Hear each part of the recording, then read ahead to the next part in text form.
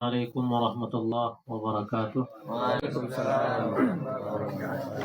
Alhamdulillah rabbil alamin wa bihi nasta'in ala umuri dunya waddin wal 'aqibatu lil muttaqin wa la 'udwana illa 'alal zalimin. Wassalatu wassalamu ala Rasulillah sayyidina wa nabiyyina Muhammadin abdillah wa ala alihi wa mawala. Amma ba'd. Segala puji syukur hanya untuk Allah. Salawat dan salam teruntuk kepada baginda Rasulullah Nabi Muhammad Sallallahu Alaihi Wasallam beserta seluruh keluarga, sahabat dan pengikut beliau yang istiqamah hingga akhir zaman. Teman-teman sekalian, baik yang di Bukit Lebah maupun yang di rumah atau dimanapun berada, kembali pada pagi kali ini kita mengadakan kajian pagi. Hari ini kita mengambil tafsir tematik saja.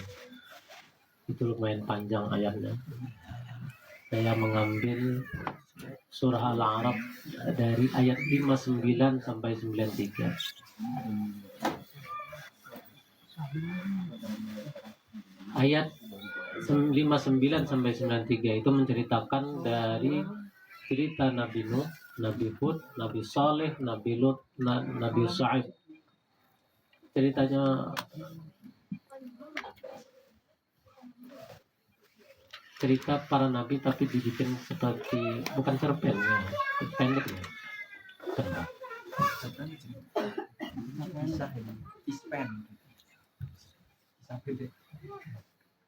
Dan ini sebagai sejarah yang akan selalu berulang. Sebagaimana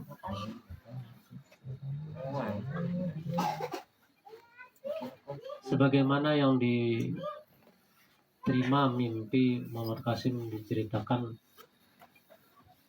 hukuman dari Allah itu ada yang mirip dengan hukuman kaumnya Nabi Nuh, yaitu tsunami. Kalau dalam Al-Quran kan bahasanya penenggelaman, sama saja. Kemudian gempa bumi itu nabi dari kaum Nabi Hud dan Nabi Saleh, termasuk Nabi Lut. Kaum Nabi Lut itu bukan hanya gempa bumi, Dibalik. likuifaksi ya, kalau hari ini istilahnya. Tapi bukan hanya likuifaksi, jadi setelah dibalik, diputar balikan tanahnya, setelah itu baru dihujani dengan batu. Hujan batu di situ ada yang menafsirkan hujan meteor, ada juga yang menafsirkan dengan lontaran dari muntahan gunung Merapi. Tapi sama-sama mengerikan. Ayat ini menceritakan bahwa dakwah para nabi itu sama, kemudian penolakannya pun sama, dan terakhir hukumannya pun sama, meskipun dengan kondisi-kondisi yang berbeda, beda-beda tipis. Tapi nanti ada spesifikasinya, apa maksiatnya, apa hukumannya. Cuma masalahnya di akhir zaman ini semua maksiat dari zaman nabi-nabi terdahulu sampai terakhir itu ada semua. Itu masalah hari ini. Dan nggak ada nabi lagi setelah di zaman ini. Yang ada hanya Al-Mahdi saja. Nanti dibantu Nabi Isa. Tapi nggak ada lagi nabi. Dan Nabi hanya mengatakan ketika sahabat Anas bin Malik khawatir, Nabi hanya mengatakan tinggal mubasyarah. Hanya tinggal itu. Sedangkan musuh kita di akhir zaman ini ada dua, iblis sama Dajjal. Jadi kita akan lihat ini komparasi dari para nabi dan sangat relevan dengan kondisi dakwah di akhir zaman hari ini. Jadi tadi malam saya bangunnya jam 12 karena belum menyiapkan materi, saya masih bingung. Saya tadi malam bangun ya teringatnya ini saja. Jadi ada 5 nabi yang diceritakan di surah Al-A'raf, dan ini cerita paling banyak surah paling banyak yang memuat cerita para nabi. Bayangkan 5, nggak tanggung-tanggung ya, 5 nabi, dan berurutan ayatnya dari 59 sampai 93 itu berurutan. Setelah Nabi Nuh, Nabi Hud, Nabi Saleh, terusnya sampai Nabi Shu'aib, dan itu berurutan. Dan semua maksiat yang dilakukan itu di 5 nabi ini ada di zaman kita. Jadi 5 nabi besar, kemudian 5 umat berbeda, 5 bentuk dakwah, 5 bentuk penolakan pula, dan 5 bentuk azab. Kedapatan. Tuh lihat. Tetapi semuanya memiliki kesamaan misi dan pola yang sangat jelas. Seakan-akan Allah ingin mengajarkan bahwa dakwah para nabi itu satu tujuan, dan penolakan umat-umat itu pun pasti berulang. Artinya sejarah seperti sejarah yang berulang, tetapi beda orang, beda pelakunya, antara dai-nya sama penolakannya. Kita lihat kesamaan visi dan misi para nabi. Yang pertama tauhid, dan ini sudah jelas. Makanya dulu ketika saya pertama kali membaca mimpinya Muhammad Qasim itu, karena kalimat besarnya ini, saya langsung kepikiran waktu itu. Karena beda dari yang lain. Karena misi utama adalah tauhid. Kalau tauhid berarti isinya adalah, kan Muhammad Qasim nggak menyampaikan tauhid kan, tapi kalimatnya apa? Menjauhi kesyirikan. Sama saja, karena itu penjabarannya. Tauhid itu kan pengesaan Allah satu-satunya, sedangkan syirik itu banyak penyelewangannya. Itu syirik namanya. Bahasa yang paling kecil itu membuat Allah cemburu. Itu kalimatnya jadi kalimat ini hampir sama semua dalam Al-Quran yang disampaikan para nabi. Qala ya qaumi i'budullaha ma lakum min ilahin ghairu. Wahai kaumku, sembahlah Allah, tidak ada bagi kalian sesembahan selain Dia. Sesembahan selain Dia itu maknanya syirik. Sembahlah Allah saja, artinya itu tauhid. Dalam ini, ayat 59, ayat 65, kemudian 73, 80 dan 85. Jadi disampaikan dengan kalimat yang mirip. Jadi 59 itu ayatnya ini, kemudian ayat 65 hampir sama. Qala ya qaumi i'budullaha ma lakum min ilahin ghairuh. Sama persis ayatnya. Cuma potongannya ada yang di awal dan di akhir. Kemudian ayat 73 sama persis. Qala ya qaumi i'budullaha ma lakum min ilahin ghairuh. Sama persis ternyata ayatnya. Kemudian ayat 80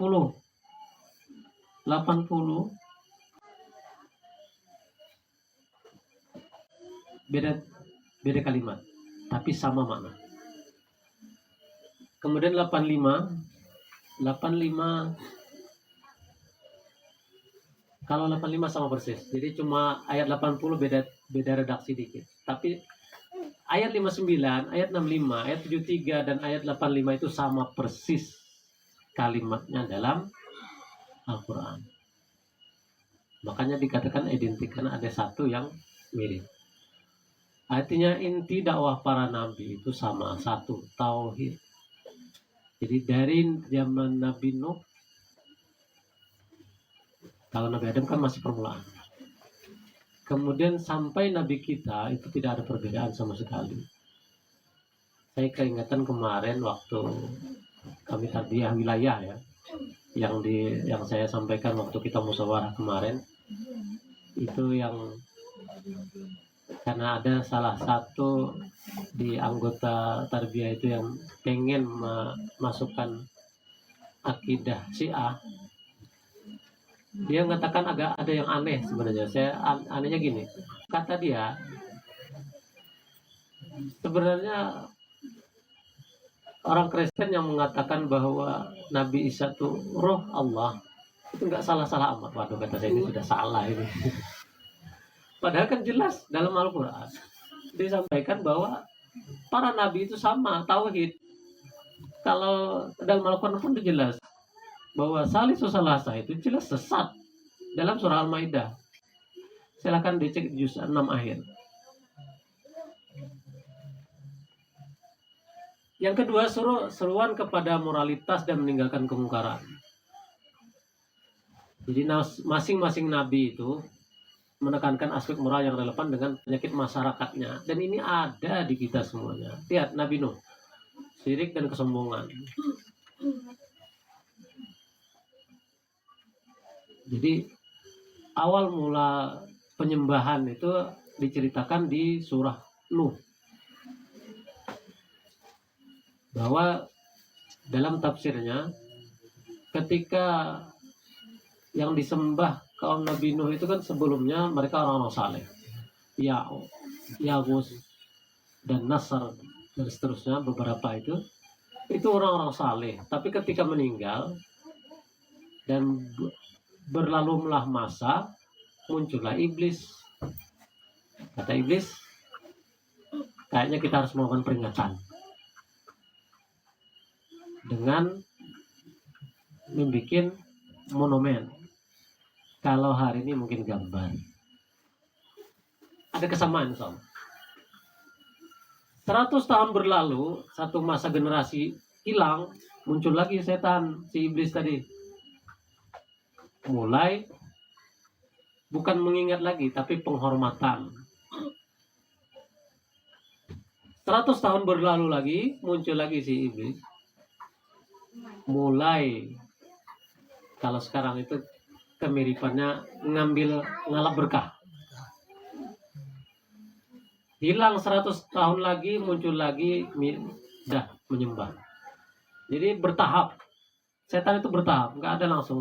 Seperti yang saya tampilkan kemarin, ketika orang nanya tentang ChatGPT, gimana caranya menyesatkan manusia kalau jadi setan. Jadi tidak langsung, perlahan. Yang kedua, ini kaum Nabi Hud, ya, kaum Ad. Kaum Ad itu dalam tafsirnya, mereka bangsa yang pertama tubuhnya besar, yang kedua kuat. Jadi mereka, kalau sekarang itu kita menganalogikannya dengan bangsa barat. Jadi ini lihat, kaumnya Nabi Hud itu, atau kita sebut kaum Ad, itu mereka tirani, arogansi, dan merasa paling kuat, seakan-akan tidak akan pernah terkalahkan. Dan mereka meninggalkan pancang bangunan yang besar, masih ada sampai hari ini peninggalannya.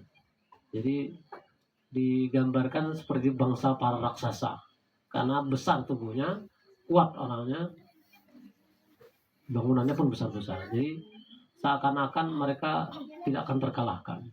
Itu arogansi namanya. Yang kedua, Nabi Saleh. Ini pun ada kemiripan dengan kaum Ad, kaum Samud. Jadi Samud itu kecil harusnya ya. Samud. Sama. Dalam Al-Quran disebutkan mereka memahat gunung menjadi rumah. Dan hari ini masih ada peninggalannya. Nggak tanggung-tanggung. Gunung dipahat jadi rumah.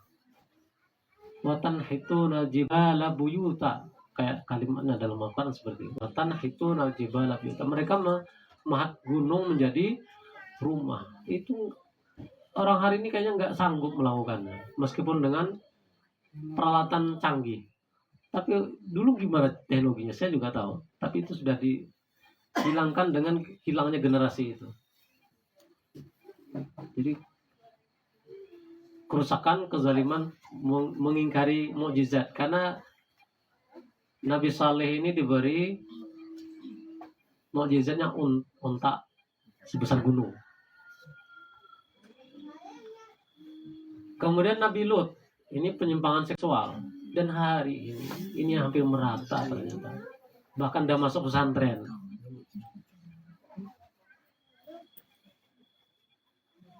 Beritanya terlalu banyak, tetapi itu pun sepertinya hanya bentuk seperti fenomena gunung es saja. Yang kelima, Nabi Syuaib. Ini kecurangan ekonomi. Jadi pengurangan, kalau bahasa dulu sukatan ya, sekarang itu timbangan sama takaran.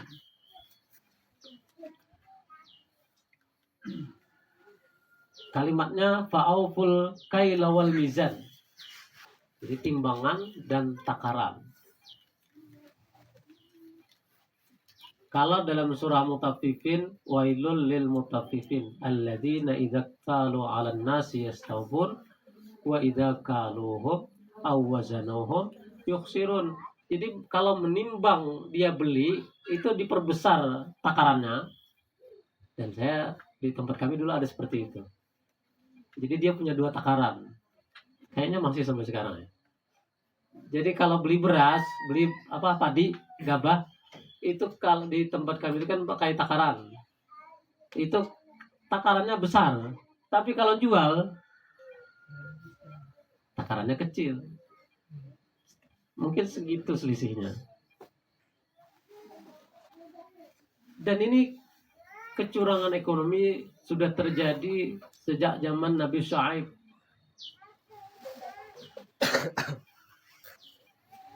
Jadi timbangannya dicurangi dan takarannya dikurangi. Kalau dalam surah Mutaffifin tadi, wa idza kaluhum aw wazanuhum yukhsirun. Jadi kalau yang pertama wa idza talu 'alan nasi yasawfun. Jadi kalau menimbang untuk diri sendiri, membeli maksudnya, dia perbesar timbangan takarannya atau timbangannya. Tapi kalau dia menjual, dia kurangi. Itu terjadi di zaman Nabi Syuaib.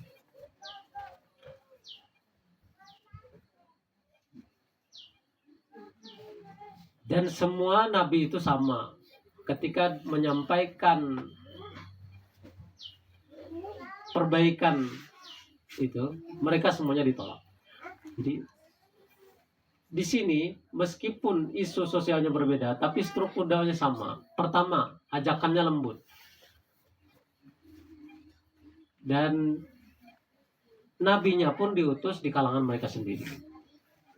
Makanya kalimatnya di sini dalam Al-Quran, akhahum, saudara mereka sendiri. Artinya dari golongan mereka sendiri, supaya tidak ada jarak.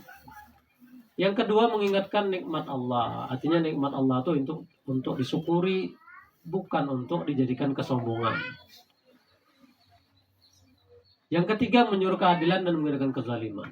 Ini semuanya terjadi. Yang keempat, mengingatkan hari akhir. Yang kelima, mengajak kepada jalan keselamatan. Tapi semuanya ditolak. Dan penolakan itu punya kesamaan. Yang ketiga, sebelum penolakan, para nabi tidak pernah meminta imbalan. Jadi seharusnya kalimat al-ulama warasatul anbiya harusnya di sini masuk nih. Jadi kalau mau fair gitu ya, maka harusnya nggak ada ini. Para nabi tidak meminta imbalan. Wa ma as'alukum alaihi min ajr. Itu ayatnya, aku tidak meminta imbalan dari kalian. Sebutkan tuh ayat 59, ayat 70, ayat 88 sama. Dan masih banyak di surah dan ayat lain. Wa ma as'alukum alaihi min ajr. Artinya Nabi tidak pernah meminta upah, murni hanya mengingatkan. Ini menunjukkan bahwa dakwah itu murni karena Allah, bukan karena kepentingan ekonomi, politik atau kekuasaan.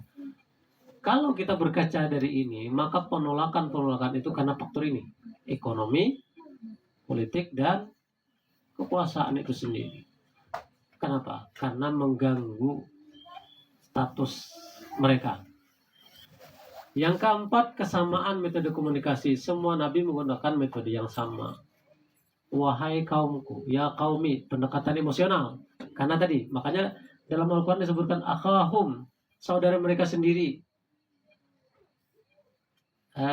Dalam metode dakwah itu ada kalimatnya gini ya. Jadi kalau saya mengatakan kalimatnya Anda, itu terasa gimana? Sama dengan kalau saya menyebutkan kita. Beda gak? Beda. Jadi kalau Anda itu seakan-akan saya benar, Anda salah. Tapi kalau saya menyebutkan kita, berarti kita sama-sama salah. Sama-sama memperbaiki diri. Itu bedanya.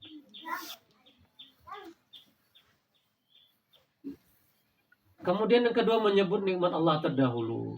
Terdahulu, jadi di nabi-nabi ini disebutkan nabi sebelumnya dengan nikmat yang telah diberikan dan hukuman yang diberikan juga. Yang ketiga, menjawab syubhat dengan akhlak mulia. Jadi para nabi itu dihina. Bahkan ada yang disindir macam-macam.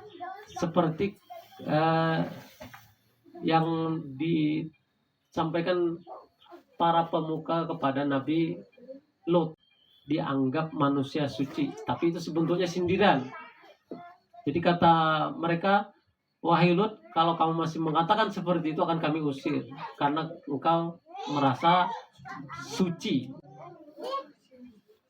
Jadi kalimat-kalimat yang disampaikan kepada para dai yang benar itu akan terulang. Dan kemarin ketika Ustaz Abu kan ketika dipanggil kemarin ya Ustaz Abu ya, itu kan tersampaikan kembali kalimat-kalimat itu. Dan lucunya itu sama kalimatnya nanti dari para pemuka. Yang keempat, para nabi pun menolak kekerasan meskipun disakiti. Disakiti secara verbal, bahkan disakiti secara fisik. Itu yang ketiga, kesamaan penolakan para tokoh, ulama palsu atau ulama umat yang durhaka.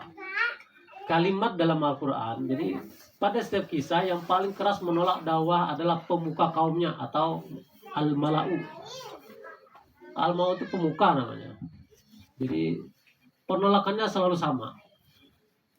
Ada kaum elit, tokoh adat, bangsawan, pemimpin opinion maker, itu berarti media.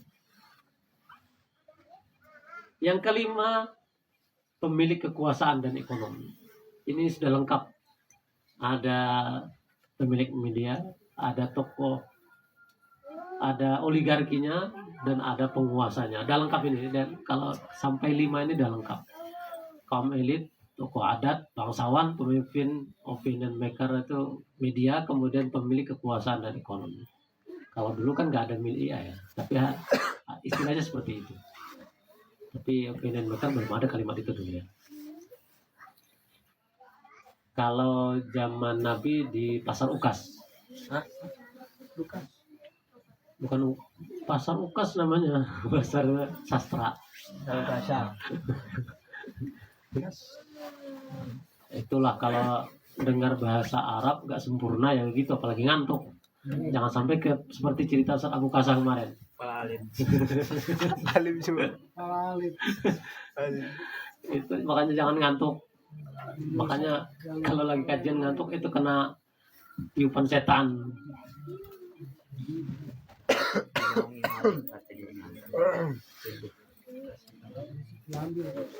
Itu satu sisi besar. Jadi struktur penolakan pemuka kaum mereka pun sama. Yang pertama, menuduh para nabi sebagai orang sesat dan bodoh.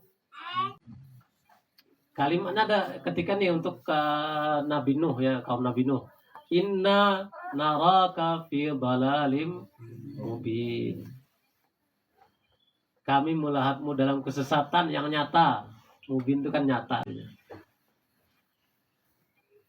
Kemudian kaum Nabi Hud kepada Nabi Hud ya, kaum Ad kepada Nabi Hud, inna naraka fi safahatin. Sapaha itu juga bodoh maknanya. Dalal kan sesat. Kalau sapaha bodoh.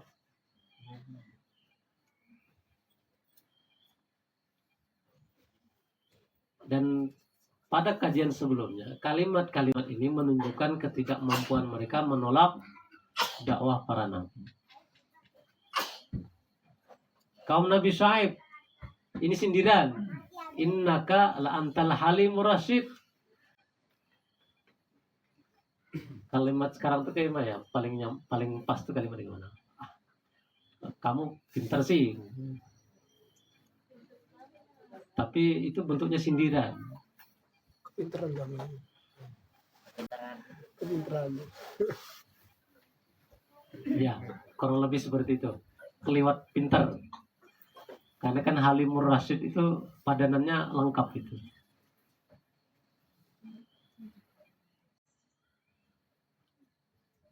Yang kedua, jadi penolakannya itu dengan mengatakan engkau manusia biasa seperti kami. Jadi yang pertama tadi dikatakan bodoh, tapi yang kedua dikatakan manusia biasa seperti kami. Ngapain ngajak kami? Kurang lebih seperti itu maksudnya. Jadi merendahkan wibawa para nabi, artinya nggak layak mendapatkan wahyu dari Allah kalau hanya manusia biasa seperti kami. Jadi ada kesamaan dengan kondisi hari ini kan. Apalagi dengan kondisi pembawa mujadidnya terlihat culun, lebih lengkap lagi. Kalau culun kan tadi dikatakan bodoh. Kalau setara berarti engkau sama saja dengan kami, pergi ke pasar makan dan seterusnya. Kalimat dalam seperti itu. Di ayat 63 dan 69, engkau tidak lain hanyalah manusia seperti kami. Artinya manusia biasa, nggak layak mendapatkan wahyu. Maksud mereka seperti itu. Yang ketiga, ini. Ketika udah bahasa kasarnya itu, ketika sudah kemarahan sampai ke ubun-ubun, mereka meminta azab. Meminta mukjizat yang diberikan kepada Nabi itu disegerakan. Kaum Samud meminta menyembelih onta dan meminta disegerakan azab. Kaum Nabi Nuh meminta hujan azab itu disegerakan juga. Sama kaum Nabi Syuaib meminta langit dijatuhkan. Nggak tanggung-tanggung, minta langit dijatuhkan. Kalau udah jatuh bautar rasanya. Dan ini kan cerita yang sudah terjadi untuk kita sebagai pelajaran. Yang keempat, mengancam pengusiran. Ini kaum Nabi Lut yang saya ceritakan tadi. Usirlah mereka dari kota kalian. Ayat 82. Kemudian kaum Nabi Syuaib, kami akan mengusirmu wahai Syuaib bersama pengikutmu. Ayat 88. Jadi semua nabi diancam dengan pengusiran. Nabi kita di awalnya bukan diusir tapi diboikot. Lama boikot itu sampai surat klausal boikot itu sampai dimakan rayap baru hilang. Jadi rayap yang makan, ditempel di Ka'bah dimakan rayap. Itu Nabi sampai kelaparan, Nabi dan sahabatnya waktu itu.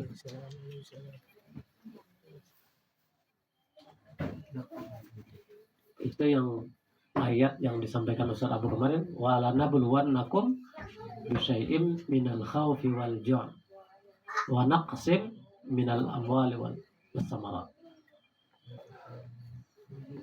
Yang kelima ini tadi menantang azab Allah. Semua kaum mengucapkan kalimat yang mirip. Fa'tina bima ta'iduna. Datangkan kepada kami apa yang telah dijanjikan Allah kepada kami. Maksudnya azab. Kan ancaman Allah kalau tidak meninggalkan kemaksiatan itu akan diberikan azab seperti ini dan seterusnya. Sama dengan yang disampaikan Muqasim dalam mimpi tersebut. Kalau tidak melaksanakan maka akan diazab seperti azabnya kaum Nabi Lut. Salah satu yang saya ingat seperti itu. Kalau Nabi Lut kan gempa sama penenggelaman dan hujan batu. Kalau Nabi Nuh tsunami, hari ini namanya megatrust. Dan itu hari ini sudah penelitiannya udah lengkap, udah banyak. Cuma BMKG nggak bisa menyebutkan kapannya saja. Tapi berdasarkan penelitian itu menunggu waktu. Artinya ancaman dari Allah itu nyata, cuma tinggal kesadarannya kepada yang mendengar saja lagi hari ini. Tuh lihat, ayat 70, kemudian ayat 77, ayat 78, ayat 88. Datangkanlah azab yang kamu ancamkan. Itu Faktina bima ta'iduna. Ini sudah mencapai puncak kesombongan mereka. Dan yang keempat, kesamaan pula hukuman dari Allah. Jadi meskipun bentuk azabnya berbeda, tapi polanya sama. Yang pertama, dakwah berjalan lama. Yang kedua, kaumnya menolak. Yang ketiga, pemuka ikut memprovokasi. Yang keempat, azab turun serentak. Artinya kalau zaman dulu karena pengikutnya sedikit itu diselamatkan, seperti contoh ketika Nabi Lut itu diselamatkan ketika mendekati subuh, dan mereka disuruh berjalan jangan melihat ke belakang. Yang nggak ngikut berpaling tertinggal. Di situ sebenarnya ada pelajaran. Ketika Nabi Lut diperintahkan Allah dengan kalimat seperti itu, bagian dari ketaatan kepada pemimpin sebenarnya. Kata Nabi Lut, jangan ada yang berpaling satu orang pun, karena dan Nabi Lut gak mengatakan apa akibatnya, enggak, tapi yang mengatakan akibat itu Allah. Tapi kata Nabi Lut, jangan ada satu orang pun yang berpaling ke belakang ketika kita udah meninggalkan negeri kita. Nah, ternyata istrinya sendiri yang berpaling. Kita berpaling, dia tertinggal. Azab turun serentak. Yang kelima, Nabi dan orang beriman diselamatkan. Tadi yang saya sebutkan. Dan dalam banyak mimpi untuk yang kondisi akhir zaman ini kan disebutkan yang diselamatkan yang mengikuti atau yang terhubung dengan majelis Gaza. Ada peringkasan hukuman. Yang pertama Nabi Nuh, banjir besar. Yang kedua kaum Ad, itu dengan angin yang sangat dingin dan memusnahkan. Jadi angin dingin. Kalau saya teringat dengan ini ketika ada yang mimpi Eropa dan Amerika jadi putih, ditenggelamkan dengan salju. Kaum Samud atau Nabi Saleh dengan gempa dan suara yang keras. Suara yang keras itu berarti petir. Dan digambarkan di sini kalimatnya, mereka matinya dengan kalimat gini. Fa'asbahu fi darihim jasimin. Saya dulu pernah belajar tafsirnya, itu maknanya jasimin itu tertelungkup seperti burung merpati. Jadi matinya seperti anak-anak tidur sujud. Yang kayak gitu tuh.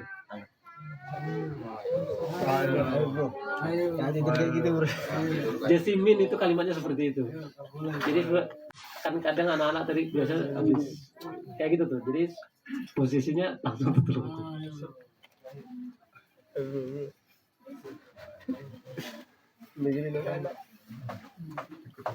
Kemudian kaum Nabi Lut, hujan batu dan pembalikan bumi. Jadi putar balik.